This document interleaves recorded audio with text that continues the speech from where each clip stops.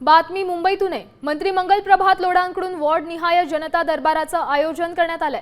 मुंबई महापालिका निवडणुकीच्या तोंडावर भाजपने जनता दरबार भरवण्याचं निश्चित केलंय। परळ येथील महापालिकेच्या एफ दक्षिण वॉर्डमधून या दरबाराची सुरुवात होईल।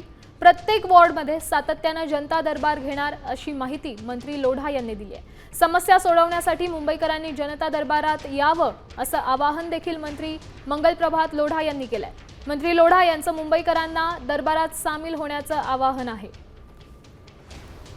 वार्ड ऑफिसर पण आहे आणि सर्व अधिकारी पण आहे। अतिशय चांगला रिस्पॉन्स होता।